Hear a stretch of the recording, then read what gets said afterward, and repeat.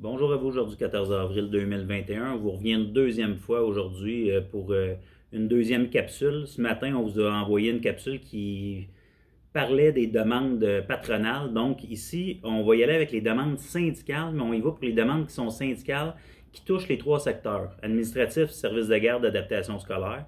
Puis suite à ça, dans les deux prochaines journées, on va vous revenir là, avec d'autres capsules qui vont toucher directement votre secteur, là, un des trois secteurs, comme que je viens de dire.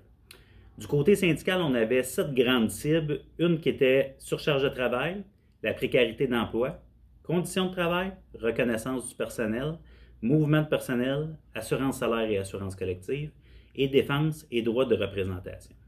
On se comprendra, là, je vais vous faire une énumération, j'ai besoin de me rattacher un peu à mes feuilles pour ne pas en oublier. C'est quelque chose qu'on veut vous donner pour voir, c'est suite aux consultations qu'on avait faites auprès de vous par secteur, là, que ces demandes-là ont été étudiées par le secteur scolaire, l'ensemble des syndicats CSN du secteur scolaire pour faire en sorte de ressortir les grandes demandes. Donc, entre autres, il a diminué la période requise pour accéder, excusez-moi, aux avantages de la Convention. Ici, on parle des jours de maladie, les vacances, les fériés. Une prestation minimale de travail. On le sait, aux normes du travail, c'est 3 heures minimum. On n'a pas ça avec la Convention, dépendamment de nos secteurs d'emploi, mais d'avoir un minimum là, pour pas que les gens rentrent juste pour, admettons, je vous donne par exemple 30 minutes le matin en service de garde, de voir comment que ça pourrait être aménagé. Éclaircir la notion de funérailles.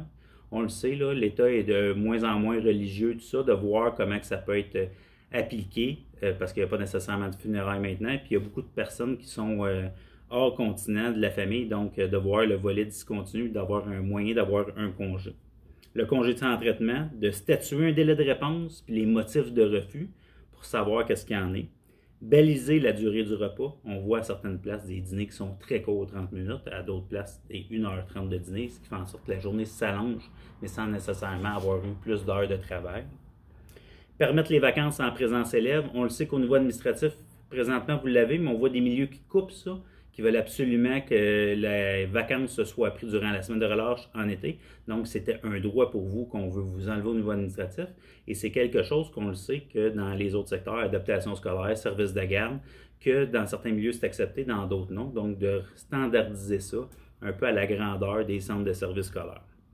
Augmenter le délai pour le grief pour harcèlement à 2 ans. Donc, suite à du harcèlement, le délai serait pour déposer un grief de 2 ans. Perfectionnement, formation, pas d'avoir des refus systématiquement, faute de remplacement, parce que dans certains milieux, c'est systématique, les personnes ne peuvent pas s'inscrire, donc n'ont pas de possibilité d'aller chercher du perfectionnement, entre autres, ou de la formation, étant donné qu'on manque de remplacement. Et c'est la réalité présentement, la pénurie de personnel, je pense qu'on la vit dans tous les milieux, là, il n'y a pas de questionnement à avoir là-dessus. Avoir l'entièreté de nos vacances de l'année en cours lors de notre retraite.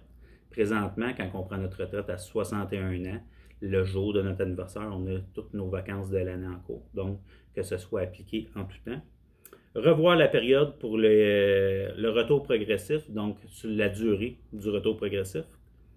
Convenir d'une liste de médecins arbitres, donc étant donné des fois que dans certains dossiers, le médecin du travailleur ou de la travailleuse et le médecin du centre de services ne sont pas en accord, on va vers un troisième médecin, donc avoir une liste qui est entendue là, au niveau syndical et patronal. Que les informations au dossier médical servent juste en lien avec l'invalidité. Donc, pas faire tout notre passé médical, mais juste en lien avec l'événement qu'on a.